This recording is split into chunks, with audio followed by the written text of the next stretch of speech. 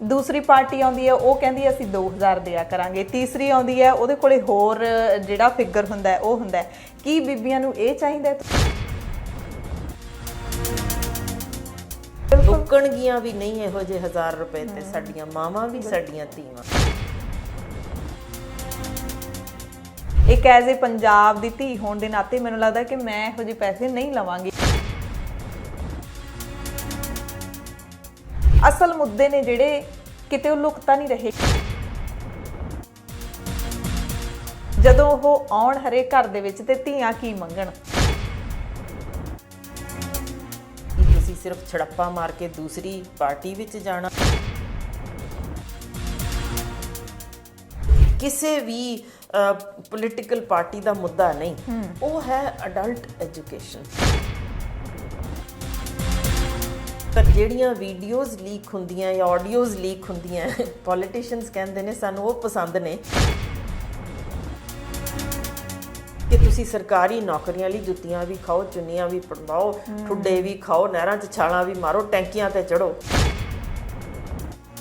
ਸਾਡੇ ਟਰੱਕ ਬੱਸਾਂ ਕਿਉਂ ਨਹੀਂ ਬੇਟੀਆਂ ਚਲਾ ਸਕਦੀਆਂ? ਮੈਂ ਇਹ ਤੁਹਾਨੂੰ ਉਹ ਹਕੀਕਤ ਦੱਸਣ ਲੱਗੀ ਹਾਂ ਜਿਹੜੀ ਸ਼ਾਇਦ ਨਾ ਤਾਂ ਕਿਸੇ ਪੋਲੀਟੀਸ਼ੀਅਨ ਨੇ ਦੱਸਣੀ ਹੈ ਤੇ ਜੋ ਮੈਂ ਅੱਖੀਂ ਗੋਆ ਵਿੱਚ ਵੇਖ ਕੇ ਆਈ ਹਾਂ। ਤਾਂ ਕੀ ਲੱਗਦਾ ਕਿ ਉਹ ਔਰਤਾਂ ਦੇ ਮੁੱਦਿਆਂ ਨੂੰ ਪੂਰਾ ਕਰ ਪਾਉਂਦੀਆਂ ਨੇ?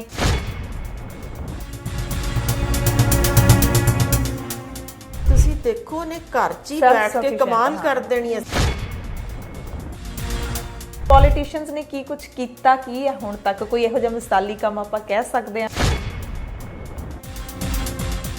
ਗਰੀਬੀ ਹਟਾਉਣ ਲਈ ਗਰੀਬ ਨਹੀਂ ਮਾਰੇ ਜਾਂਦੇ। 17 ਸਾਲ ਬਾਅਦ ਪੰਜਾਬ ਵਿੱਚ ਪਾਣੀ ਨਹੀਂ ਰਹਿਣਾ ਧਰਤੀ ਹੇਠਲਾ। ਮਤਲਬ ਤੁਸੀਂ ਵੀ ਆਪਦਾ ਮਨ ਬਣਾ ਰਹੇ ਹੋ? ਨਹੀਂ, ਮੈਂ ਨਹੀਂ ਆ ਰਹੀ, ਮੈਂ ਟ੍ਰੇਨਿੰਗ 'ਚ ਖੜੀ ਹੋ ਸਕਦੀ ਹਾਂ।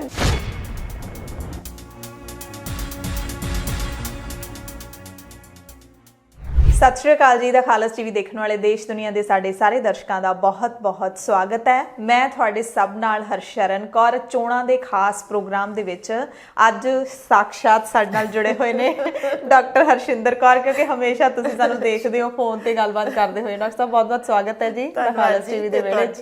ਬਿਲਕੁਲ, ਬਹੁਤ ਖੂਬਸੂਰਤ। ਮੈਂ ਸਗੋਂ ਸੱਦਾ ਦਿੰਦੀ ਹਾਂ ਕਿ ਹਰ ਇੱਕ ਨੂੰ ਇੱਕ ਵਾਰ ਜ਼ਰੂਰ ਇਸ ਵਿਹੜੇ ਵਿੱਚ ਆ ਕੇ ਵੇਖਣਾ ਚਾਹੀਦਾ ਕਿੰਨੀ ਮਿਹਨਤ ਕੋਈ ਬੱਚੀ ਕਰ ਸਕਦੀ ਹੈ ਤੇ ਕਿਸ ਤਰੀਕੇ ਉਹ ਆਪਣੇ ਆਪ ਨੂੰ ਇਸ ਹਾਲਾਤ ਵਿੱਚ ਰੱਖਦਿਆਂ ਜੂਝ ਵੀ ਸਕਦੀ ਹੈ ਤੇ ਫਿਰ ਸਿਖਰਾਂ ਵੀ ਛੂ ਸਕਦੀ ਹੈ। ਜੀ ਡਾਕਟਰ ਸਾਹਿਬ ਬਹੁਤ-ਬਹੁਤ ਧੰਨਵਾਦ ਤੁਹਾਡੇ ਪਿਆਰੇ ਬੋਲਾਂ ਦੇ ਲਈ। ਸੋ ਅੱਜ ਆਪਾਂ ਗੱਲ ਕਰਾਂਗੇ ਖਾਸ ਤੌਰ ਤੇ ਬੀਬੀਆਂ ਦੇ ਲਈ। ਤੁਸੀਂ ਬੱਚੀ ਦੀ ਗੱਲ ਕੀਤੀ ਹੈ, ਮੇਰੀ ਗੱਲ ਕੀਤੀ ਹੈ, ਤਾਂ ਅੱਜ ਆਪਾਂ ਸਾਰੀਆਂ ਬੀਬੀਆਂ ਦੀ ਗੱਲ ਕਰ ਲਈਏ ਕਿਉਂਕਿ ਚੋਣਾਂ ਦਾ ਮੌਸਮ ਹੈ।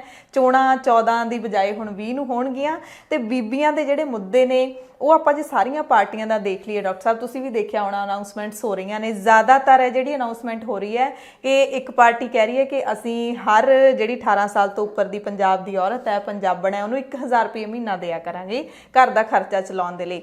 ਦੂਸਰੀ ਪਾਰਟੀ ਆਉਂਦੀ ਹੈ ਉਹ ਕਹਿੰਦੀ ਹੈ ਅਸੀਂ 2000 ਦਿਆ ਕਰਾਂਗੇ। ਤੀਸਰੀ ਆਉਂਦੀ ਹੈ ਉਹਦੇ ਕੋਲੇ ਹੋਰ ਜਿਹੜਾ ਫਿਗਰ ਹੁੰਦਾ ਹੈ ਉਹ ਹੁੰਦਾ ਹੈ। ਕੀ ਬੀਬੀਆਂ ਨੂੰ ਇਹ ਚਾਹੀਦਾ? ਤੁਸੀਂ ਇਸ ਐਲਾਨ ਦੇ ਨਾਲ ਪਹਿਲਾਂ ਦੱਸੋ ਕਿੰਨੇ ਕੁ ਸਹਿਮਤ ਹੋ, ਫਿਰ ਆਪਾਂ ਸਾਰੇ ਮੁੱਦਿਆਂ ਤੇ ਗੱਲ ਕਰਾਂਗੇ।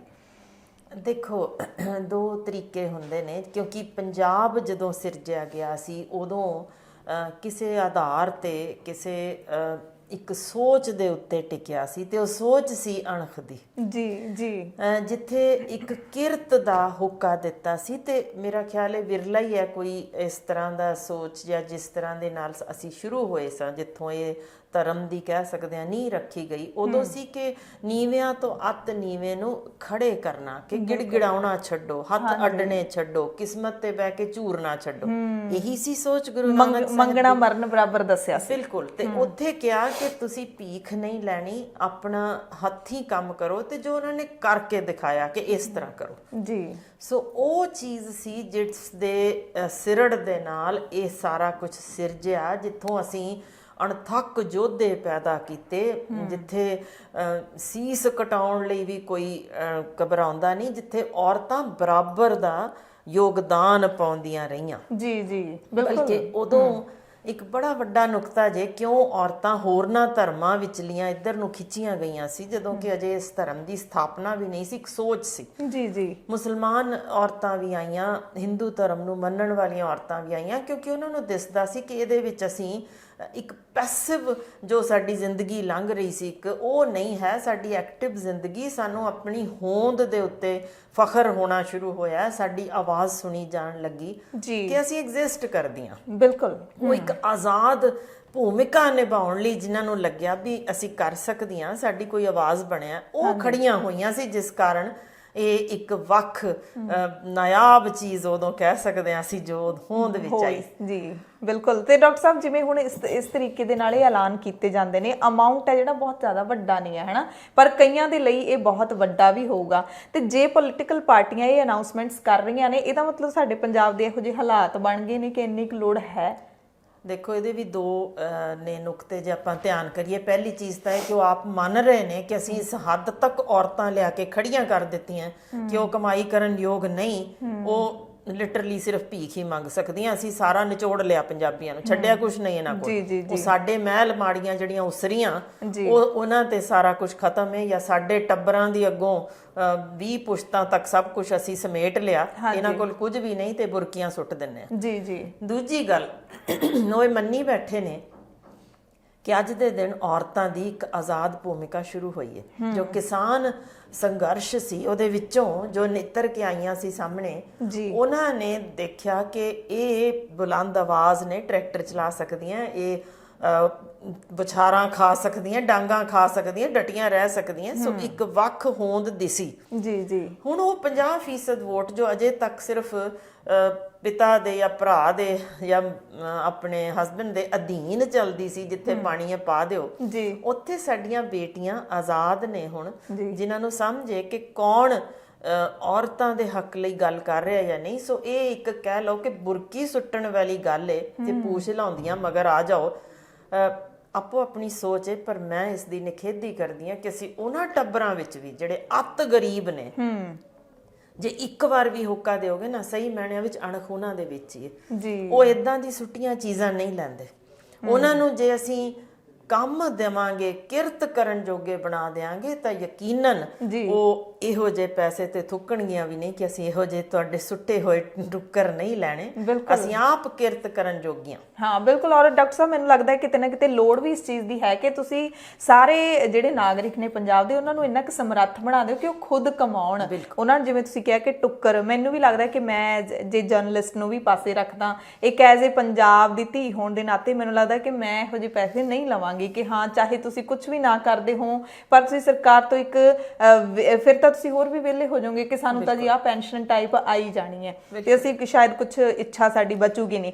ਸੋ ਡਾਕਟਰ ਸਾਹਿਬ ਮੁੱਦੇ ਹੋਰ ਕਿਹੜੇ ਨੇ? ਕਿਉਂਕਿ ਜਦੋਂ ਬਿਜਲੀ, ਮੁਫਤ ਬਿਜਲੀ ਜਾਂ ਸਸਤੀ ਬਿਜਲੀ ਦੀ ਅਨਾਉਂਸਮੈਂਟ ਕੀਤੀ ਜਾਂਦੀ ਹੈ, ਉਦੋਂ ਵੀ ਇਹ ਕਿਹਾ ਜਾਂਦਾ ਸਿਆਸਤਦਾਨਾਂ ਦੇ ਵੱਲੋਂ ਕਿ ਘਰ ਦੀਆਂ ਸੁਆਣੀਆਂ ਦੇ ਲਈ ਉਹਨਾਂ ਦਾ ਬਜਟ ਅਸੀਂ ਸੁਖਾਲਾ ਕਰਨ ਦੇ ਲਈ ਇਹ ਅਨਾਉਂਸਮੈਂਟ ਕਰ ਰਹੇ ਹਾਂ।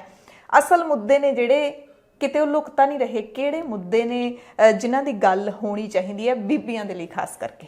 ਹਾਂ ਬਿਲਕੁਲ। ਦੇਖੋ ਬੜੇ ਚਿਰਾਂ ਤੋਂ ਅਸੀਂ ਇਹ ਸੁਣਦੇ ਰਹੇ ਕਿ ਇੱਥੇ 35% ਰਿਜ਼ਰਵੇਸ਼ਨ, ਇੱਥੇ ਇੰਨੇ ਫੀਸਦ, ਇੱਥੇ ਇੰਨੇ ਫੀਸਦ ਔਰਤਾਂ ਨੂੰ। ਯਾਨੀ ਕੌਣ ਹੁੰਦੇ ਨੇ ਕਹਿਣ ਵਾਲੇ ਕਿ ਅਸੀਂ ਤੁਹਾਨੂੰ ਰਿਜ਼ਰਵੇਸ਼ਨ ਦੇਵਾਂਗੇ, ਜਿਹਦੇ ਕੁੱਖੋਂ ਜੰਮ ਕੇ ਇੱਥੇ ਤੱਕ ਪਹੁੰਚੇ ਨੇ, ਉਹਨਾਂ ਨੂੰ ਇਹ ਹੱਕ ਕਿਹਨੇ ਦਿੱਤਾ? ਬਲਕਿ ਕਿਸੇ ਦੀ ਸੋਚ ਦੇ ਅਨੁਸਾਰ, ਕਿਸੇ ਦੀ ਸਮਝ ਦੇ ਅਨੁਸਾਰ, ਉਹਦੀ ਯੋਗਤਾ ਦੇ ਅਨੁਸਾਰ, ਭਾਵੇਂ ਉਹ 100% ਔਰਤਾਂ ਹੋਣ, ਇਹਦੇ ਵਿੱਚ ਪਰਸੈਂਟੇਜ ਕੌਣ ਨੇ ਕਰਨ ਵਾਲੇ? ਆਪਣੇ ਆਪ ਨੂੰ ਕਿਉਂ ਥੋਪਦੇ ਨੇ ਕਿ ਅਸੀਂ ਔਰਤਾਂ ਨੂੰ ਨੱਪ ਕੇ ਜਾਂ ਦੱਬ ਕੇ ਹੀ ਅਸੀਂ ਰਾਜ ਕਰ ਸਕਦੇ ਹਾਂ? ਕਿ ਡਰੇ ਉਹਨਾਂ ਦੇ ਮਨਾਂ ਵਿੱਚ ਕਿ ਜੇ ਇਹ 50, 60 ਜਾਂ 70% ਆ ਗਏ ਤੇ ਸਾਡੀ ਹੋਂਦ ਹੀ ਖਤਮ ਹੋ ਜਾਣੀ, ਜਾਂ ਤੇ ਡਰ ਉਹਨਾਂ ਦੇ ਮਨਾਂ ਵਿੱਚ ਕਿਤੇ ਡੂੰਘਾ ਬੈਠਿਆ ਕਿ ਔਰਤਾਂ ਗਾ ਨਹੀਂ ਆਉਣ ਦੇਣੀ। ਤੇ ਮੈਨੂੰ ਲੱਗਦਾ ਡਾਕਟਰ ਸਾਹਿਬ ਇੱਥੇ ਜੇ ਮੇਰੀ ਪਰਸਨਲ ਥਿੰਕਿੰਗ ਹੈ ਕਿ ਜਿਹੜੀ ਰਾਖਵਾਂਕਰਨ ਸ਼ਬਦ ਹੈਗਾ ਉਹ ਮੈਨੂੰ ਲੱਗਦਾ ਕਿਤੇ ਨਾ ਕਿਤੇ ਵੰਡੀਆਂ ਪਾਉਣ ਵਾਲਾ ਹੈਗਾ, ਉੱਥੇ ਫਿਰ ਬਰਾਬਰਤਾ ਤਾਂ ਖਤਮ ਹੋ ਗਈ ਨਾ। ਬਿਲਕੁਲ। ਤੇ ਵੱਡੀ ਗੱਲ ਇਹ ਹੈ ਕਿ ਅਸੀਂ ਜਿਨ੍ਹਾਂ ਇਹ ਸਾਡੀਆਂ ਮਾਵਾਂ ਨੂੰ ਜਾਂ ਸਾਡੀਆਂ ਭੈਣਾਂ ਨੂੰ ਇਹ ਸਮਝਦੇ ਨੇ ਕਿ ਇਹ ਬਜ਼ੁਰਗ ਨੇ ਜਾਂ ਕਰ ਨਹੀਂ ਸਕਦੇ, ਤਾਂ ਉਹਦੇ 'ਚ ਇੱਕੋ ਹੀ ਐਗਜ਼ਾਮਪਲ ਬਹੁਤ ਹੈ ਮੇਰਾ ਖਿਆਲ, ਜੋ ਸਾਨੂੰ ਸਿੰਘੂ ਬਾਰਡਰ ਤੇ ਮਿਲ ਗਈ ਸੀ ਕਿ ਟੁੱਟੀ ਹੋਈ ਲੱਤ ਨਾਲ, ਤੇ ਜਿਹਦੇ ਸਿਰ ਦਾ ਪਤੀ ਦਾ ਸਾਇਆ ਵੀ ਨਹੀਂ ਸੀ, ਪੁੱਤਰ ਵੀ ਗੁਜ਼ਰ ਚੁੱਕਿਆ ਸੀ, ਉਹ ਸ਼ਹੀਦਾਂ ਦੇ ਹੋਣ ਦੇ ਬਾਵਜੂਦ ਉਸ ਮਾਂ ਦਾ ਜਿਗਰਾ ਦੇਖੋ ਕਿੰਨਾ ਤਗੜਾ ਸੀ ਕਿ ਮੇਰੇ ਇੱਥੇ ਹੋਰ ਕਿੰਨੇ ਪੁੱਤਰ ਬੈਠੇ ਨੇ ਲੱਖਾਂ, ਤੇ ਮੈਂ ਜੇ ਆਖਰੀ ਸਵਾਸ ਵੀ ਛੱਡਣਾ ਤੇ ਕੰਮ ਕਰਦੀ ਨੇ ਜਾਣਾ, ਰੋਟੀਆਂ ਬਣਾ ਕੇ ਜਾਊਂਗੀ, ਖਵਾ ਕੇ ਜਾਊਂਗੀ ਜੀ। ਇਹਨਾਂ ਨੂੰ, ਇਸ ਸੋਚ ਵਾਲੇ ਪੰਜਾਬ ਦੀਆਂ ਬੇਟੀਆਂ, ਪੰਜਾਬ ਦੀਆਂ ਮਾਵਾਂ, ਇਹ 1000 ਰੁਪਏ ਮੰਗਦੀਆਂ ਨੇ। ਇਹਨਾਂ ਨੂੰ ਕੰਮ ਅੱਜ ਦੇ ਦਿਨ ਵੀ, ਹੁਣ ਜੇ ਮੈਂ ਕਹਾਂ ਵੀ ਉਸ ਪੱਧਰ ਦੀ ਸਾਡੀ ਬੈਠੀ ਇੱਕ ਮਾਂ, ਜੇ ਉਹਨੂੰ ਸਿਰਫ ਅਸੀਂ ਕਹਿ ਦਈਏ ਕਿ ਤੈਨੂੰ ਭਾਈ ਅਸੀਂ ਮਾਈਕਰੋ ਫਾਈਨੈਂਸ ਦਿੰਨੇ ਆ, ਉਸ ਮਾਈਕਰੋ ਫਾਈਨੈਂਸ ਰਾਹੀਂ ਭਾਈ ਤੁਸੀਂ ਆਪਣੇ ਘਰ ਮੱਝ ਰੱਖੋ, ਗਾਂ ਰੱਖੋ, ਬੱਕਰੀਆਂ ਪਾਲ ਲਓ, ਸੂਰ ਰੱਖ ਲਓ, ਹੋਰ ਕੁਝ ਵੀ ਨਹੀਂ। ਇੱਕ ਬਹੁਤ ਵੱਡੀ ਗੱਲ ਮੈਂ ਕਹਿੰਦੀ ਹਾਂ ਜੀ, 5 ਜਾਂ 7 ਜਾਂ 10 ਔਰਤਾਂ ਨੂੰ ਇਕੱਠੇ ਕਰ ਲਓ, ਲਓ ਜੀ ਤੁਸੀਂ ਸਾਰੇ ਪਿੰਡ ਵਿੱਚ ਬਾਇਓਗੈਸ ਸਪਲਾਈ ਕਰਨੀ ਹੈ, ਜ਼ੀਰੋ ਤੁਹਾਡੀ ਇਨਵੈਸਟਮੈਂਟ ਹੈ ਜੀ, ਤੁਸੀਂ ਕਰੋ ਜੀ, ਤੁਹਾਡੇ ਕੋਲ ਗੋਹਾ ਪਿਆ, ਜਿਵੇਂ ਮਰਜ਼ੀ ਕਰੋ, ਆਲੋ ਕਰੋ, ਤੇ ਸਾਰੇ ਪਿੰਡ ਨੂੰ ਸਪਲਾਈ ਕਰੋ, ਬੈਠੋ, ਇੱਜ਼ਤ ਦੀ ਰੋਟੀ ਕਮਾਓ। ਥੁੱਕਣਗੀਆਂ ਵੀ ਨਹੀਂ ਇਹੋ ਜਿਹੇ 1000 ਰੁਪਏ ਤੇ ਸਾਡੀਆਂ ਮਾਵਾਂ ਵੀ, ਸਾਡੀਆਂ ਧੀਆਂ। ਬਿਲਕੁਲ। ਔਰ ਡਾਕਟਰ ਸਾਹਿਬ, ਇਹ ਵੀ ਬੜੀ ਤਰਾਸਦੀ ਦੀ ਗੱਲ ਹੈ, ਸਾਨੂੰ ਵੀ ਕਰੋਨਾ ਦੇ ਵਿੱਚ ਪਤਾ ਲੱਗਿਆ, ਜਦੋਂ ਸਾਨੂੰ ਬੀਬੀਆਂ ਦੇ ਬਹੁਤ ਫੋਨ ਆਉਂਦੇ ਸੀ ਕਿ ਅਸੀਂ ਕੰਪਨੀਆਂ ਜਿਹੜੀਆਂ ਨੇ ਮਾੜੇ ਮੋਟੇ ਲੋਨ ਦਿੰਦੀਆਂ ਨੇ, ਆਈਡੀਆ ਲਿਆ ਹੈਗਾ ਲੋਕਾਂ ਨੇ, ਪਰ ਉਹਦੇ ਥਰੂ ਵੀ ਬੀਬੀਆਂ ਨੂੰ ਲੁੱਟਿਆ ਗਿਆ। ਔਰ ਕਰੋਨਾ ਦੇ ਟਾਈਮ ਦੇ ਵਿੱਚ ਉਹਨਾਂ ਤੋਂ ਇੰਨੇ ਪੈਸੇ ਵਾਪਸ ਲਏ ਗਏ। ਕਿੱਥੇ ਉਹਨਾਂ ਨੂੰ ਦਿੱਤਾ ਸੀ, ਉਹਨਾਂ ਨੇ ਲੋਨ ਟਾਈਪ ਦੇ ਵਿੱਚ, ਲੋਨ ਰੂਪ ਦੇ ਵਿੱਚ ਦਿੱਤਾ ਸੀ ਕਿ ਆਪਣਾ ਕੰਮ ਸ਼ੁਰੂ ਕਰੋ, ਤੇ ਫਿਰ ਕਰੋਨਾ ਦੇ ਟਾਈਮ 'ਚ ਉਹਨਾਂ ਦਾ ਬੜਾ ਸ਼ੋਸ਼ਣ ਹੋਇਆ ਸੀ, ਬੜੇ ਧਰਨੇ ਵੀ ਲੱਗੇ ਸੀਗੇ। ਦੇਖੋ ਅਸਲ 'ਚ ਹੁੰਦਾ ਕੀ ਹੈ, ਇੱਕ ਕੋਆਪਰੇਸ਼ਨ, ਜੋ ਕੋਆਪਰੇਟਿਵ ਸਿਸਟਮ ਜੋ ਬਣਿਆ, ਜਿਵੇਂ ਆਪਾਂ ਅਮੁਲ 'ਚ ਵੇਖੀਏ ਕਿਵੇਂ ਔਰਤਾਂ ਨੇ ਕਮਾਲ ਕਰ ਛੱਡੀ ਹੈ ਕਿ ਉੱਥੇ ਅਸੀਂ ਕੀ ਕਰਦੇ ਹਾਂ ਕਿ ਸਾਨੂੰ ਲੋੜ ਹੁੰਦੀ ਹੈ ਇੱਕ ਮੰਤਰੀ ਬਿਠਾ ਦਿਓ, ਜਿਹੜੀ ਮਰਜ਼ੀ ਚੀਜ਼ ਸ਼ੁਰੂ ਹੋਈ ਹੈ। ਵੀ ਕੋਆਪਰੇਟਿਵ ਸਿਸਟਮ 'ਚ ਵੀ ਸਾਨੂੰ ਇੱਕ IAS ਦੀ ਲੋੜ ਹੈ, ਜਿਹਦੇ ਕਰੋੜਾਂ ਰੁਪਏ ਦਾ ਖਰਚਾ, ਅਸੀਂ ਤੇਲ ਪੈਟਰੋਲ, ਉਹਦਾ ਸਾਰਾ ਬਿਜਲੀ ਦਾ, ਉਹਦਾ ਸਾਰੇ ਯਾਨੀ ਅਰਦਲੀਆਂ ਦਾ ਸਭ ਕੁਝ, ਉਹ ਵੀ ਖਰਚਾ ਚੱਕਣਾ ਹੈ। ਮੰਤਰੀ ਸਾਹਿਬ ਦਾ ਵੱਖ, ਉਹਨਾਂ ਦੇ ਰਿਸ਼ਤੇਦਾਰਾਂ ਦਾ ਵੱਖ ਜੀ। ਅਸੀਂ ਇਸ ਥਾਂ ਤੇ ਤਾਂ ਖਰਚੇ ਕਰ ਸਕਦੇ ਹਾਂ, ਪਰ ਉਹ ਕੋਆਪਰੇਸ਼ਨ ਦਾ ਜਿਹੜਾ ਸਿਸਟਮ ਹੈ ਜਾਂ ਕਾਰਪੋਰੇਟਿਵ ਸਿਸਟਮ, ਉਹ ਕਿਉਂ ਨਹੀਂ ਅਸੀਂ ਜਿਹੜਾ ਇਹ ਕੋਆਪਰੇਟਿਵ ਸਿਸਟਮ ਔਰਤਾਂ ਦੇ ਹੱਥ ਵਿੱਚ ਦੇ ਦਿੰਦੇ ਕਿ ਲਓ ਜੀ ਆਹ 10 ਪਿੰਡ ਵਾਲੇ ਤੁਹਾਡੇ ਇਕੱਠੇ ਨੇ ਜੀ ਜੀ, ਇੱਥੇ ਤੁਸੀਂ ਆਪਣੀ ਪ੍ਰੋਡਿਊਸ ਬਣਾਓ, ਭਾਵੇਂ ਫੁੱਲ ਲਾਓ ਜੀ, ਦੁੱਧ ਦਾ ਕੰਮ ਤੁਸੀਂ ਕਰ ਸਕਦੇ ਹੋ, ਉਹ ਕਰਨਾ ਹੈ, ਜਾਂ ਤੁਸੀਂ ਹੱਥ ਦੀਆਂ ਪਿੰਨੀਆਂ ਬਣਾ ਕੇ ਲਿਆਓ, ਤੁਸੀਂ ਫੁਲਕਾਰੀ ਬਣਾਓ, ਯਾਨੀ ਉਹ ਆਪੋ ਵਿੱਚ ਜਿਹੜਾ ਕਰਕੇ ਅੱਗੇ ਪਹੁੰਚਾਣਗੀਆਂ।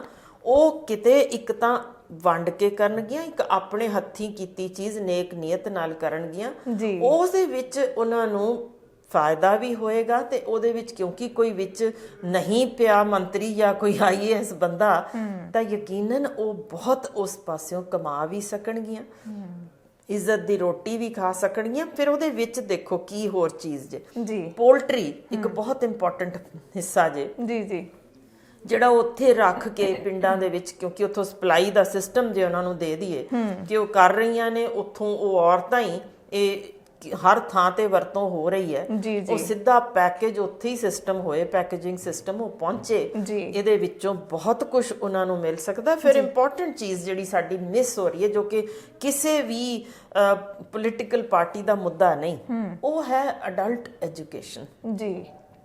ਦੇਖੋ ਹੋਰਨਾਂ ਪਾਸੇ ਸੂਬਿਆਂ ਵਿੱਚ ਇਹ ਚੀਜ਼ ਬੜੀ ਤਗੜੇ ਤਰੀਕੇ ਸ਼ੁਰੂ ਹੋਈ ਹੈ। ਸਾਡੀਆਂ ਕਾਫੀ ਹਨ ਔਰਤਾਂ ਜਿਹੜੀਆਂ ਅਡਲਟ ਐਜੂਕੇਸ਼ਨ ਦੇ ਵਿੱਚ, ਜੇ ਉਹਨਾਂ ਨੂੰ ਅਸੀਂ ਇਨਕਲੂਡ ਕਰ ਲਈਏ ਤਾਂ ਉਹ ਘਰ ਬੈਠੀਆਂ ਕੰਪਿਊਟਰ ਦੇ ਉੱਤੇ ਡਿਜ਼ਾਈਨਿੰਗ, ਕੋਈ ਯਾਨੀ ਇੰਨਾ ਕੁਝ ਸਿੱਖ ਲੈਣਗੀਆਂ, ਉਹਨਾਂ ਹੱਕਾਂ ਬਾਰੇ ਜਾਗਰੂਕ ਹੋਣਗੀਆਂ।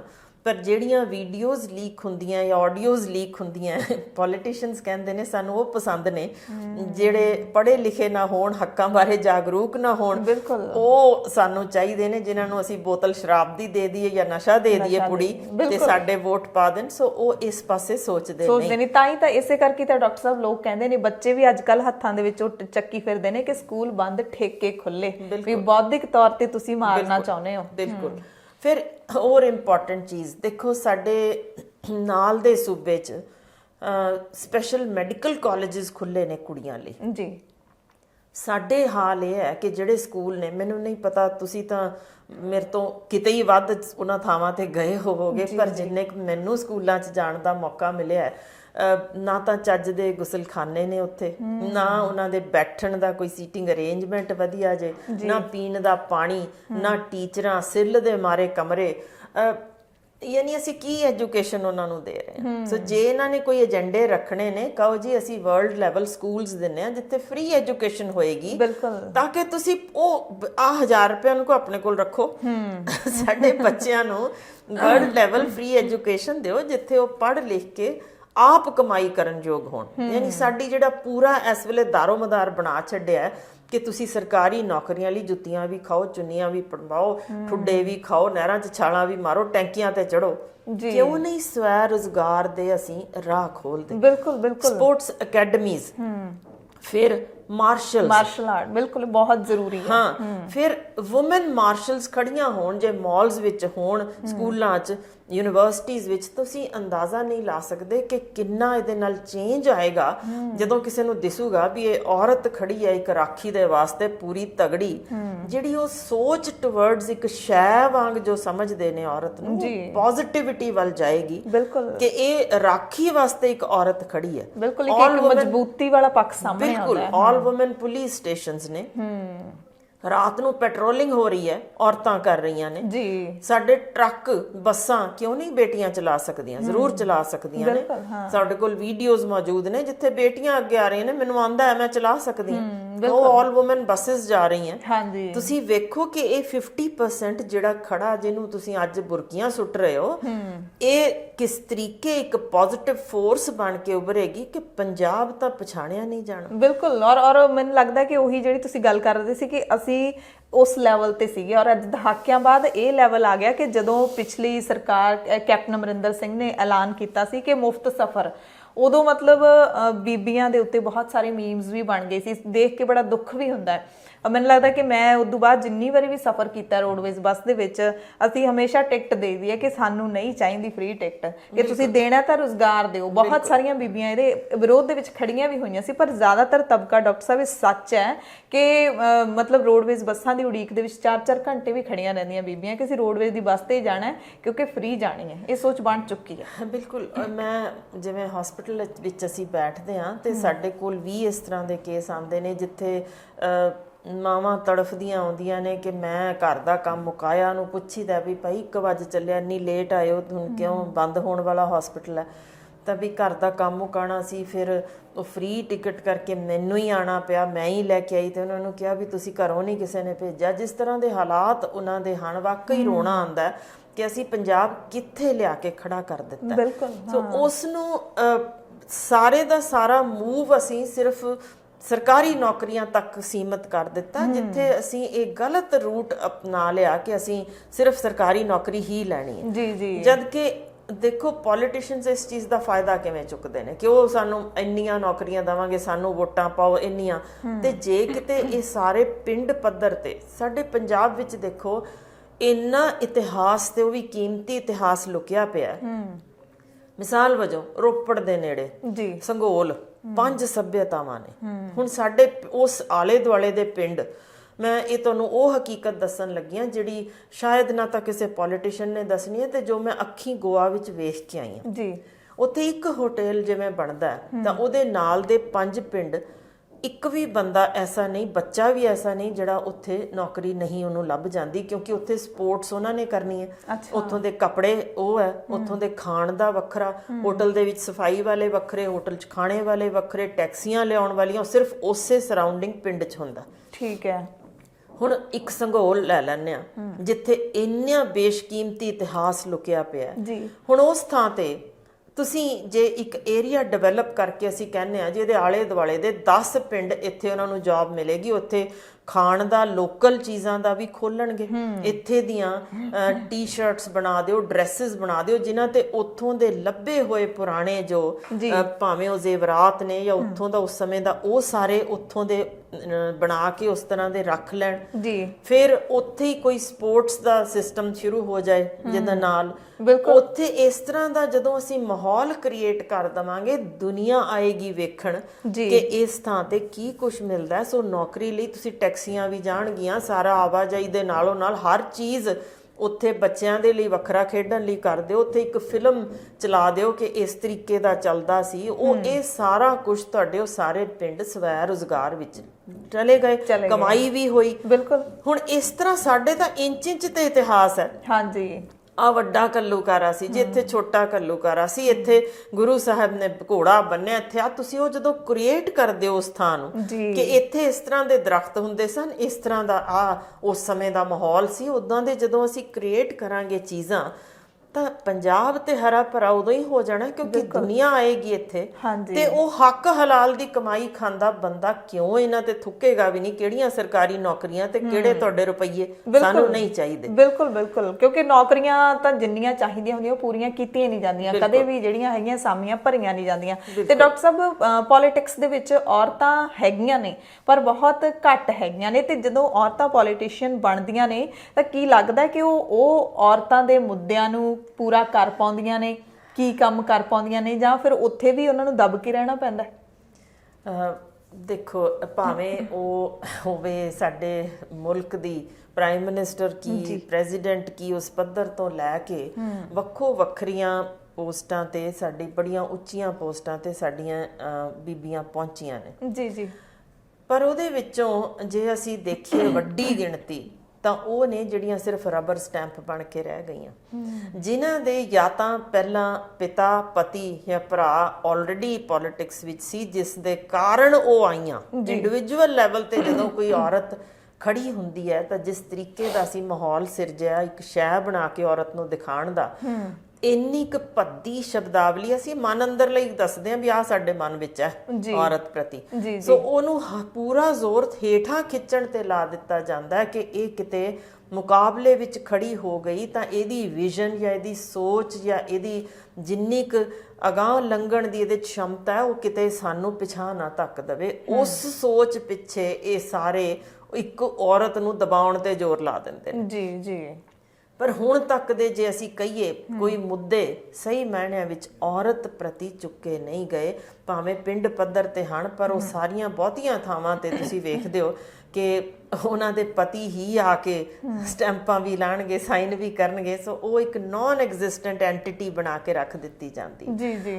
ਅੱਜ ਦੇ ਦਿਨ ਮੈਂ ਤੁਹਾਨੂੰ ਇਹ ਦੱਸ ਦਿਆਂ ਕਿ ਕੱਲੀ ਇੱਕ ਸਿਰਫ ਆਰਗੈਨਿਕ ਫਾਰਮਿੰਗ ਜੇ ਸ਼ੁਰੂ ਕਰਾ ਦਈਏ ਨਾ ਆਪਣੀਆਂ ਮਾਵਾਂ ਜਾਂ ਆਪਣੀਆਂ ਧੀਆਂ ਤੋਂ, ਜੋ ਕਿ ਹਰਿਆਣੇ ਦੇ ਵਿੱਚ ਮੇਰਾ ਖਿਆਲ ਤੁਸੀਂ ਦੇਖਦੇ ਹੋ ਕਿ 90% ਕੰਮ ਔਰਤਾਂ ਖੇਤਾਂ 'ਚ ਕਰ ਰਹੀਆਂ ਹਾਂਜੀ, ਤੇ ਆਪਣੇ ਕਿਚਨ ਗਾਰਡਨ 'ਚ ਬਣਾ ਕੇ ਆ ਲਓ ਜੀ ਆਰਗੈਨਿਕ ਸਮਾਨ ਮੈਂ ਦੇ ਰਹੀ ਹਾਂ, ਦਾਲਾਂ ਆਰਗੈਨਿਕ ਨੇ, ਤਾਂ ਤੁਸੀਂ ਦੇਖੋ ਨੇ ਘਰ 'ਚ ਹੀ ਬੈਠ ਕੇ ਕਮਾਲ ਕਰ ਦੇਣੀ ਹੈ, ਸੈਲਫ ਸਫੀਸ਼ੀਐਂਟ ਹੋ ਜਾਣਗੀਆਂ ਔਰਤਾਂ। ਕਿਉਂਕਿ ਅੱਜ ਕੱਲ ਹਰ ਕੋਈ ਆਪਣੀ ਹੈਲਥ ਨੂੰ ਲੈ ਕੇ ਇੰਨਾ ਕੁ ਜ਼ਿਆਦਾ ਅਵੇਅਰ ਹੈ, ਜਾਗਰੂਕ ਹੈ, ਬਿਲਕੁਲ, ਤੇ ਕੀਤਾ ਜਾ ਸਕਦਾ ਹੈ। ਤੇ ਡਾਕਟਰ ਸਾਹਿਬ ਕੀ ਪੋਲੀਟੀਸ਼ੀਅਨਸ ਨੇ ਕੀ ਕੁਝ ਕੀਤਾ ਕੀ ਹੈ ਹੁਣ ਤੱਕ? ਕੋਈ ਇਹੋ ਜਿਹਾ ਮਿਸਾਲੀ ਕੰਮ ਆਪਾਂ ਕਹਿ ਸਕਦੇ ਹਾਂ ਵੀ ਤੁਸੀਂ, ਹਾਲਾਂਕਿ ਤੁਸੀਂ ਕਿਹਾ ਕਿ ਰਬੜ ਸਟੈਂਪ ਜ਼ਿਆਦਾਤਰ ਬਣ ਗਈਆਂ ਨੇ।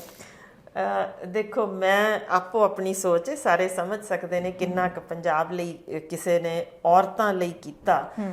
ਮੈਨੂੰ ਨਹੀਂ ਜਾਪਦਾ ਕਿ ਉਸ ਪੱਧਰ ਦਾ ਕੋਈ ਵੀ ਕੰਮ ਕੀਤਾ ਜਿੱਥੇ ਔਰਤਾਂ ਨੂੰ ਅਸੀਂ ਸਸ਼ਕਤੀਕਰਨ ਵਜੋਂ ਵੇਖਿਆ ਗਿਆ ਹੋਵੇ। ਜਿੱਥੇ ਕਿਤੇ ਔਰਤ ਉੱਭਰੀ ਹੈ ਉਹ ਆਪਣੇ ਪੱਧਰ ਤੇ ਉੱਭਰੀ ਹੈ। ਮੈਂ ਤੁਹਾਡੇ ਤੋਂ ਹੀ ਮਿਸਾਲ ਲੈ ਲਵਾਂ, ਤੁਹਾਨੂੰ ਸਰਕਾਰ ਨੇ ਖੜਾ ਨਹੀਂ ਕੀਤਾ। ਨਹੀਂ, ਬਿਲਕੁਲ ਨਹੀਂ। ਸੋ ਇਸੇ ਤਰ੍ਹਾਂ ਜਿੰਨੀਆਂ ਵੀ ਥਾਵਾਂ ਤੇ ਅਸੀਂ, ਭਾਵੇਂ ਉਹ ਮੀਡੀਆ ਹੈ, ਭਾਵੇਂ ਸਪੋਰਟਸ 'ਚ ਹੈ, ਭਾਵੇਂ ਬਿਜ਼ਨਸ 'ਚ ਹੈ, ਯੂਨੀਵਰਸਿਟੀ ਲੈਵਲ ਤੇ, ਜਿੱਥੇ ਵੀ ਕੋਈ ਔਰਤ ਅਗਾਂਹ ਹੋਈ ਹੈ, ਖੜੀ ਹੋਈ ਹੈ, ਪੂਰੀ ਆਪਣੀ ਹਿੰਮਤ ਨਾਲ, ਤੇ ਮਜ਼ੇਦਾਰ ਗੱਲ ਇਹ ਹੈ ਕਿ ਸਪੋਰਟ ਵਿੱਚ ਉਸੇ ਦੇ ਪਿਤਾ, ਉਸੇ ਦੇ ਪਤੀ ਜਾਂ ਉਸ ਦਾ ਪੁੱਤਰ ਨਾਲ ਸੀ। ਜੀ ਬਿਲਕੁਲ। ਕਹਿਣ ਦਾ ਭਾਵ ਇਹ ਹੈ ਕਿ ਇਹ ਮੈਂ ਕਿਤੇ ਵੀ ਨਹੀਂ ਕਿਹਾ ਕਿ ਕੋਈ ਸਾਡੇ ਪੰਜਾਬ ਦਾ ਗੱਭਰੂ ਕਿਸੇ ਪਾਸਿਓਂ ਮਾੜਾ ਹੈ। ਬਿਲਕੁਲ ਨਹੀਂ, ਬਹੁਤ ਚੰਗੇ ਨੇ, ਬਹੁਤ ਤਗੜੇ ਨੇ, ਤਾਂ ਹੀ ਔਰਤਾਂ ਅਗਾਂਹ ਵੱਧ ਰਹੀਆਂ ਨੇ। ਪਰ ਇਹ ਪੋਲੀਟੀਸ਼ੀਅਨਸ ਨੇ ਜਿਹੜੀ ਵੰਡ ਪਾਈ ਹੈ ਨਾ ਘਰਾਂ ਦੇ ਵਿੱਚ ਵੀ, ਕਿ ਔਰਤ ਤੁਹਾਡੇ ਅਧੀਨ ਹੈ, ਉਹਨੂੰ ਪੈਸੇ ਸੁੱਟਾਂਗੇ, ਉਹਨੂੰ ਇੰਨੀ ਕੁ ਰਿਜ਼ਰਵੇਸ਼ਨ ਹੀ ਦਿਓ, ਯਾਨੀ ਇਹ ਫਿਰ ਉੱਥੇ ਹੀ ਨਹੀਂ, ਫਿਰ ਜਾਤ ਪਾਤ ਵਿੱਚ ਅੱਗੋਂ ਵੱਖ ਕਰ ਦਿੱਤਾ। ਬਿਲਕੁਲ। ਔਰ ਇਹ ਫੈਕਟ ਹੈ, ਪਿੱਛੇ ਜੇ ਰਿਪੋਰਟ ਆਈ ਸੀ ਡਾਕਟਰ ਸਾਹਿਬ ਕਿ ਜਿੱਥੇ ਜਿਹੜੇ ਅਦਾਰਿਆਂ ਨੂੰ ਔਰਤਾਂ ਚਲਾਉਂਦੀਆਂ ਨੇ ਜਾਂ ਫਿਰ ਜਿੱਥੇ ਮਤਲਬ ਮੈਨੇਜ ਔਰਤਾਂ ਕਰਦੀਆਂ ਨੇ, ਉੱਥੇ ਜ਼ਿਆਦਾ ਇਮਾਨਦਾਰੀ ਹੁੰਦੀ ਹੈ ਤੇ ਉੱਥੇ ਡਿਸਪਲਿਨ ਬਹੁਤ ਹੁੰਦਾ ਤੇ ਉਹਦੀ ਆਊਟਪੁੱਟ ਚੰਗੀ ਹੁੰਦੀ ਹੈ ਕੰਪੈਰੀਟਿਵਲੀ ਔਰਤਾਂ ਦੇ ਅਦਾਰਿਆਂ 'ਚ। ਇਹ ਦੇਖਿਆ ਗਿਆ, ਸਟੱਡੀ ਹੋਈ ਹੈ ਇਹ। ਜੇ ਪੰਜਾਬ ਦੀ ਵਾਗਡੋਰ ਵੀ ਅਸੀਂ ਦੇਖੀਏ ਵੀ ਜੇ ਇੱਕ IAS ਟੌਪ ਤੇ ਇੱਕ ਔਰਤ ਸਾਂਭ ਸਕੀ ਸੀ ਪੂਰੇ ਪੰਜਾਬ ਨੂੰ, ਤਾਂ ਫਿਰ ਅਸੀਂ ਕਿਸ ਪਾਸਿਓਂ ਕਹਿ ਰਹੇ ਹਾਂ ਕਿ ਔਰਤ ਕਿਤੇ ਵੀ ਘੱਟ ਹੈ। ਬਿਲਕੁਲ। ਔਰ ਜਿਹੜੀਆਂ ਇਹ ਕੁਰੀਤੀਆਂ ਨੇ, ਭ੍ਰਿਸ਼ਟਾਚਾਰ ਹੋ ਗਿਆ, ਇਹ ਹੋ ਗਿਆ, ਬਹੁਤ ਕੁਝ ਆਇਆ ਪਿਆ, ਉਹ ਸ਼ਾਇਦ ਥੋੜਾ ਘਟੂਗਾ। ਤੇ ਡਾਕਟਰ ਸਾਹਿਬ, ਇਹ ਆਪਾਂ ਦੇਖਦੇ ਹਾਂ ਵੀ ਜਿਵੇਂ ਹੁਣ ਰੈਲੀਆਂ ਹੁੰਦੀਆਂ ਨੇ, ਚੋਣ ਰੈਲੀਆਂ ਹੁੰਦੀਆਂ ਨੇ, ਉਹਨਾਂ ਦੇ ਵਿੱਚ ਜ਼ਿਆਦਾਤਰ ਨੇ ਜਿਹੜੇ ਬੰਦੇ ਪਹੁੰਚੇ ਹੁੰਦੇ ਨੇ, ਮੇਲ ਵਰਗ ਪਹੁੰਚਿਆ ਹੁੰਦਾ। ਸਟੇਜ ਤੇ ਵੀ ਜੇ ਕਿਸੇ ਨੇ ਬੋਲਣਾ ਹੈ ਤਾਂ ਉਹ ਨੌਜਵਾਨ ਮੁੰਡੇ ਹੋਣਗੇ ਜਾਂ ਬਜ਼ੁਰਗ ਹੋਣਗੇ, ਬੰਦੇ ਹੋਣਗੇ, ਪਰ ਬੀਬੀਆਂ ਘੱਟ ਆਉਂਦੀਆਂ ਨੇ ਕੈਂਪੇਨਿੰਗ ਦੇ ਵਿੱਚ। ਇਹਦਾ ਕੀ ਆਪਾਂ ਮਤਲਬ ਸਮਝੀਏ? ਦੇਖੋ, ਜਿਹੜੀ ਪੋਲੀਟੀਸ਼ੀਅਨਸ ਨੇ ਇੱਕ ਇਹਨੂੰ ਗੰਦਲਾ ਕੀਤਾ ਕਿਉਂ ਹੈ? ਜੋ ਫਿਗਰਸ ਮੈਂ ਤੇ ਆਪ ਖਬਰਾਂ ਚੋਂ ਹੀ ਪੜ੍ਹੀਆਂ ਨੇ ਕਿ ਸਾਡੇ ਲਗਭਗ 41% ਨੇ ਪੋਲੀਟੀਸ਼ੀਅਨਸ ਜਿਨ੍ਹਾਂ ਦੇ ਕੋਈ ਨਾ ਕੋਈ ਉਹਨਾਂ ਦੇ ਵਿਰੁੱਧ ਜਾਂ ਤਾਂ ਔਰਤਾਂ ਨੂੰ ਛੇੜਨ ਦਾ, ਮੈਂ ਕੋਈ ਇਹਦੇ 'ਚ ਘਬਰਾ ਨਹੀਂ ਰਹੀ ਜਾਂ ਦੋ ਰਾਏ ਨਹੀਂ। ਮੇਰਾ ਖਿਆਲ ਹੈ ਸਾਡੇ ਚੀਫ ਮਿਨਿਸਟਰ ਜਿਹੜਾ ਕੈਂਡੀਡੇਟ ਜਾਂ ਜੋ ਕੋਈ ਰਹਿ ਵੀ ਚੁੱਕਿਆ, ਜੇ ਉਹਦੇ ਉੱਤੇ ਵੀ ਮੀ ਟੂ ਦੀ ਸਾਡੇ ਹੈ, ਜਾਂ ਮੋਗਾ ਸੈਕਸ ਸਕੈਂਡਲ ਸਾਨੂੰ ਪਤਾ ਹੈ ਕੌਣ ਚਲਾ ਰਿਹਾ ਸੀ।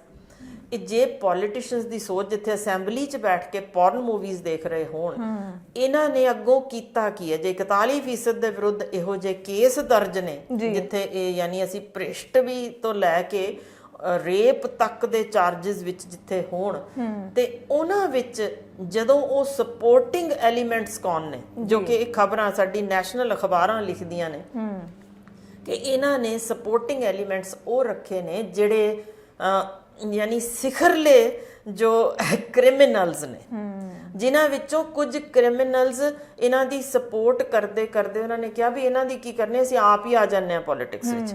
ਸੋ ਉਹ ਜਿਹੜੇ ਅਸੀਂ ਵਿਹਲੜ ਬੰਦੇ ਜਿਹੜੇ ਪੜ੍ਹੇ ਲਿਖੇ ਨਹੀਂ, ਸੋਚ ਸਮਝਣ ਦੀ ਉਹਨਾਂ ਦੀ ਉਨੀ ਰਹੀ ਨਹੀਂ, ਉਹਨਾਂ ਨੂੰ ਪੈਸੇ ਦੇ ਕੇ ਜਿਸ ਤਰੀਕੇ ਦੇ ਵਿੱਚ ਵਾੜਿਆ ਜਾਂਦਾ ਹੈ, ਉਸੇ ਸਦਕਾ ਕਿ ਔਰਤ ਖੜੀ ਹੈ, ਉਹਨਾਂ ਦਾ ਕੰਮ ਹੀ ਹੈ ਭੱਦੇ ਕਮੈਂਟਸ ਦੇਣੇ, ਉਹਨਾਂ ਦੇ ਪ੍ਰਤੀ ਕੀ ਕੁਛ ਗੰਦਗੀ ਖਿਲਾਰਨੀ, ਉਹਨਾਂ ਲਈ ਪੇਮੈਂਟ ਦਿੱਤੀ ਜਾਂਦੀ ਹੈ ਕਿ ਤੁਹਾਨੂੰ ਆਹ 5000 ਜਾਂ 10000 ਮਹੀਨੇ ਦੇ ਦਿਓਗੇ, ਆਹ 5 ਗਰੁੱਪ ਬਣਾ ਦਿਓ 5 ਦਾ, ਤੇ ਇਹ ਤੁਹਾਡਾ ਕੰਮ ਇਹੀ ਹੈ ਕਿ ਸਵੇਰ ਤੋਂ ਸ਼ਾਮ ਤੱਕ ਤੁਸੀਂ ਮੀਡੀਆ ਮੈਨੇਜ ਕਰਨਾ, ਭੰਡਣਾ ਸ਼ੁਰੂ ਕਰ ਦਿਓ ਸਭ ਟਵਿੱਟਰਾਂ ਤੇ, ਫੇਸਬੁੱਕ ਤੇ, ਹਰ ਥਾਂ ਤੇ।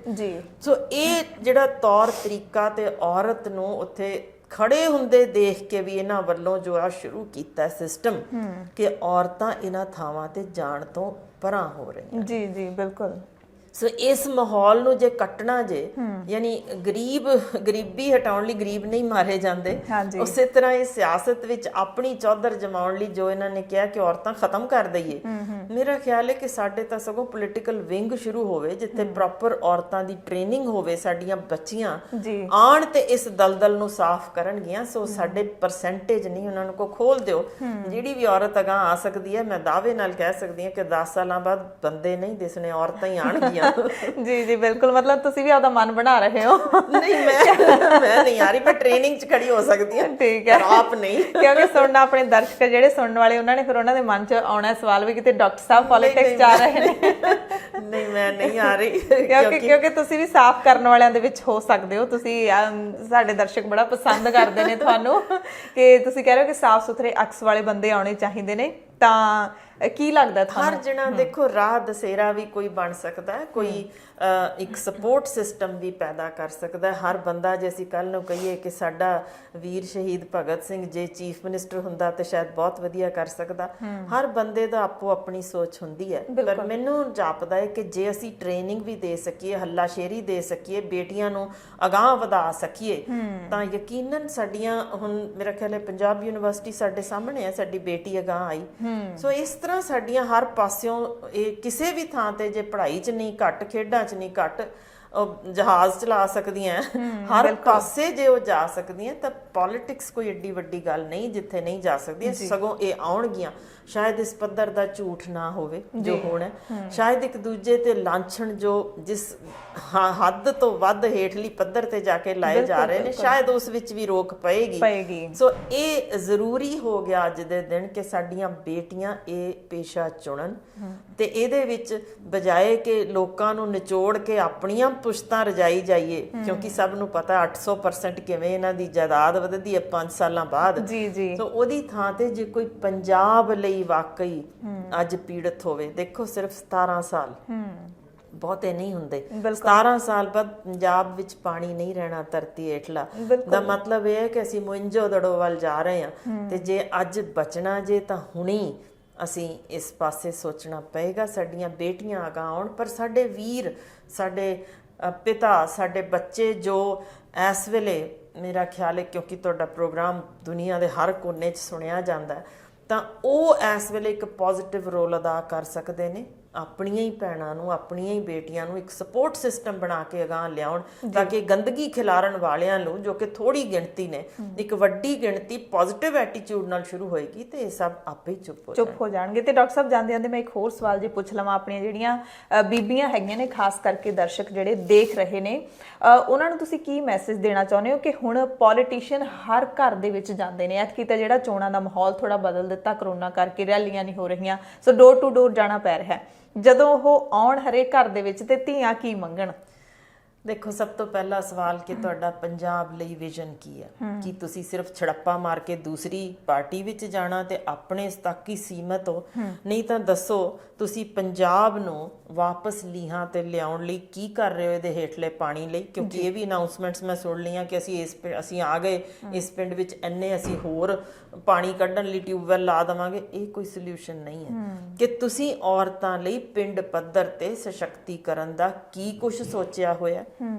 ਤੁਸੀਂ ਇਸ ਵੇਲੇ ਕਿੰਨੀਆਂ ਔਰਤਾਂ ਨੂੰ ਥਾਂ ਦਿੱਤੀ ਹੈ ਤੇ ਤੁਹਾਡੇ ਵਿੱਚ ਕਿੰਨੇ ਉਹ ਪਾਰਟੀ 'ਚ ਸ਼ਾਮਲ ਨੇ ਜਿਨ੍ਹਾਂ ਦੇ ਅਗੇਂਸਟ ਕੰਪਲੇਂਟਸ ਨੇ, ਉਹ ਵੀ ਔਰਤਾਂ ਨੂੰ ਛੇੜਨ ਦੇ ਜਾਂ ਔਰਤਾਂ ਦੇ ਬਲਾਤਕਾਰ ਕਰਨ ਦੇ ਕਿਉਂ ਰੱਖੇ ਨੇ? ਕੀ ਸੋਚ ਹੈ ਤੁਹਾਡੀ? ਸੋ ਇਹ ਜ਼ਰੂਰ ਪੁੱਛਣ। ਤੇ ਫਿਰ ਉਹਦੇ ਨਾਲੋਂ ਨਾਲ ਮੈਂ ਉਦੋਂ ਤੱਕ ਲਈ ਜ਼ਰੂਰ ਇਹਨਾਂ ਨੂੰ ਬੇਨਤੀ ਕਰ ਸਕਦੀ ਹਾਂ, ਆਪਣੀਆਂ ਬੇਟੀਆਂ ਨੂੰ ਜਿਹੜੀਆਂ ਐਕਟਿਵਲੀ, ਕਿ ਸਰਕਾਰ ਨਹੀਂ ਵੀ ਦਿੰਦੀ ਤਾਂ ਉਹਨਾਂ ਨੂੰ ਕਹੋ ਜਾਓ ਦਫਾ ਹੋਵੋ। ਅਸੀਂ ਊਬਰ ਵਰਗੀਆਂ ਜਿਹੜੀਆਂ ਉਹਨਾਂ ਦੇ ਵਿੱਚ ਤੁਸੀਂ ਸ਼ਾਮਲ ਹੋ ਕੇ ਉੱਥੇ ਜਾ ਸਕਦੇ ਹੋ, ਜਾਂ ਇਦਾਂ ਦੇ, ਯਾਨੀ ਤੁਸੀਂ ਆਪਣੇ ਆਪ ਵੀ ਰਾਹ ਲੱਭ ਸਕਦੇ ਹੋ। ਜਿਵੇਂ ਮੈਂ ਦੱਸਿਆ, ਬਾਇਓਗੈਸ ਜੇ ਸ਼ੁਰੂ ਕਰ ਲੈਣ ਤਾਂ ਕਮਾਲ ਹੋ ਸਕਦੀ ਜੇ।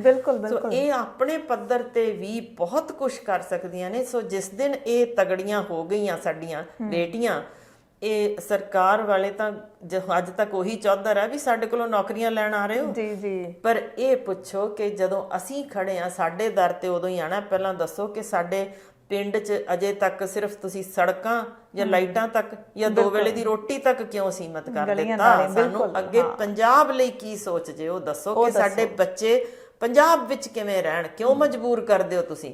ਬਲਕਿ ਕਹਿ ਰਹੇ ਹੋ ਆਲੋ ਪੈਸੇ ਤੇ ਧੱਕੇ ਖਾਓ ਫਿਰ ਬਾਹਰ ਦੌੜ ਜਾਓ।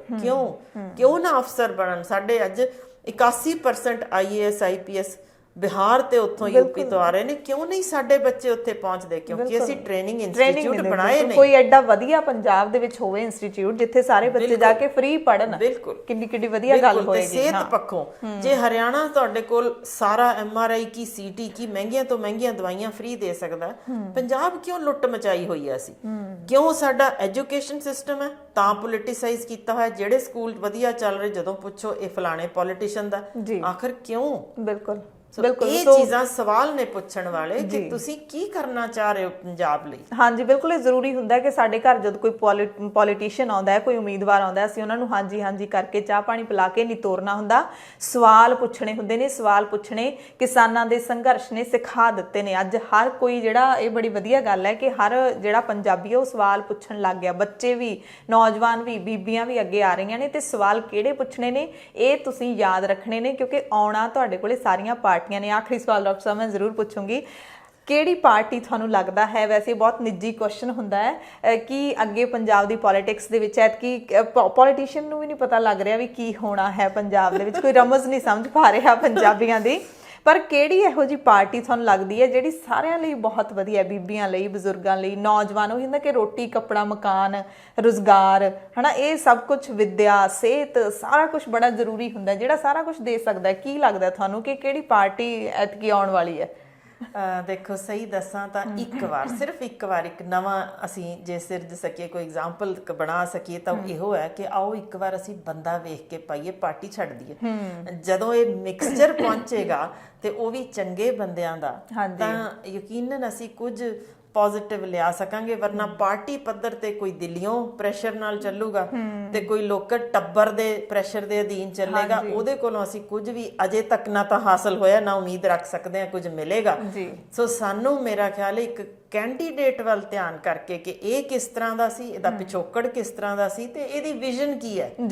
ਜੇ ਅਸੀਂ ਇਸ ਤਰ੍ਹਾਂ ਲਿਆ ਸਕੀਏ ਤਾਂ ਵਾਕਈ ਕੁਝ ਅਸੀਂ ਸੋਚ ਸਕਦੇ ਹਾਂ ਕਿ ਪੰਜਾਬ ਦੀ ਤਬਦੀਲੀ, ਕਿਉਂਕਿ ਉਹ ਕਿਸੇ ਪ੍ਰੈਸ਼ਰ ਤੋਂ ਰਹਿਤ ਹੋਣਗੇ ਤੇ ਉਹ ਕਿਉਂਕਿ ਇੱਕ ਦੇ ਲਈ ਨਹੀਂ ਕੰਮ ਕਰਨਗੇ ਤਾਂ ਰਲ ਮਿਲ ਕੇ ਸ਼ਾਇਦ ਉਹ ਪੰਜਾਬ ਲਈ ਕੰਮ ਕਰ ਸਕਣਗੇ। ਇੱਕ ਐਗਜ਼ਾਮ ਇੱਕ ਵਾਰ ਕਰਕੇ ਤਾਂ ਦੇਖੀਏ, ਟ੍ਰਾਇਲ ਬਥੇਰੀ ਵਾਰ ਪਾਰਟੀਆਂ ਨੂੰ ਦੇ ਲਏ, ਹੁਣ ਬੰਦਿਆਂ ਨੂੰ ਦੇ ਵੇਖੀਏ ਵੀ ਇਹ ਕੀ ਤਬਦੀਲੀ ਲਿਆਉਂਦੇ। ਬਿਲਕੁਲ ਬਿਲਕੁਲ। ਸੋ ਡਾਕਟਰ ਸਾਹਿਬ ਨੇ ਬੜੀਆਂ ਜਿਹੜੀਆਂ ਮੁੱਦਿਆਂ ਦੀਆਂ ਗੱਲਾਂ ਆਪਾਂ ਕੀਤੀਆਂ ਨੇ। ਸਾਡੀ ਕੋਸ਼ਿਸ਼ ਵੀ ਇਹ ਹੁੰਦੀ ਹੈ ਦਾ ਖਾਲਸ ਟੀਵੀ ਤੇ ਕਿ ਅਸੀਂ ਤੁਹਾਡੀ ਗੱਲ ਕਰੀਏ, ਇਹ ਨਹੀਂ ਕਿ ਸਿਰਫ ਤੇ ਸਿਰਫ ਪੋਲੀਟੀਸ਼ੀਅਨਸ ਦੇ ਮੰਗਰ ਅਸੀਂ ਮਾਈਕ ਲੈ ਕੇ ਭੱਜੇ ਫਿਰੀਏ, ਉਹਦਾ ਇੰਟਰਵਿਊ ਕਰ ਲਿਆ, ਉਹਨਾਂ ਦਾ ਕਰ ਲਿਆ, ਕਿਉਂਕਿ ਉਹਨਾਂ ਨੇ ਸਬਜ਼ ਬਾਗ ਦਿਖਾਉਣੇ ਹੁੰਦੇ ਨੇ, ਜ਼ਿਆਦਾਤਰ ਸਬਜ਼ ਬਾਗ ਵੀ ਹੁੰਦੇ ਨੇ, ਕਈ ਵਾਅਦੇ ਨੇ ਜਿਹੜੇ ਪੂਰੇ ਵੀ ਹੋ ਜਾਂਦੇ ਨੇ, ਨਹੀਂ ਤਾਂ ਮੈਨੀਫੈਸਟੋ ਤੁਸੀਂ ਆਹੀ ਸਰਕਾਰ ਦਾ ਚੱਕ ਕੇ ਦੇਖ ਲਓ, ਤੁਹਾਨੂੰ ਪਤਾ ਲੱਗ ਜੂ ਕਿ ਕਿੰਨੇ ਵਾਅਦੇ ਨੇ ਜਿਹੜੇ ਉਹ ਪੂਰੇ ਹੋਏ ਨੇ। ਸੋ ਬੜੀ ਵਧੀਆ ਸਲਾਹ ਦਿੱਤੀ ਹੈ ਕਿ ਕੈਂਡੀਡੇਟ ਦੇਖ ਕੇ ਤੁਸੀਂ ਜਿਹੜਾ ਹੈਗਾ ਆਪਣੇ ਦਿਮਾਗ ਦੇ ਨਾਲ ਕੰਮ ਕਰਿਓ। ਤੇ ਅਸੀਂ ਹੀ ਹੁੰਨੇ ਆ ਜਿਹੜੇ ਵਿਕ ਜਾਂਦੇ ਆ, ਸਾਨੂੰ ਵੀ ਆਪਣੀ ਪੀੜ੍ਹੀ ਥੱਲੇ ਸੋਟਾ ਮਾਰਨ ਦੀ ਬੜੀ ਲੋੜ ਹੁੰਦੀ ਹੈ।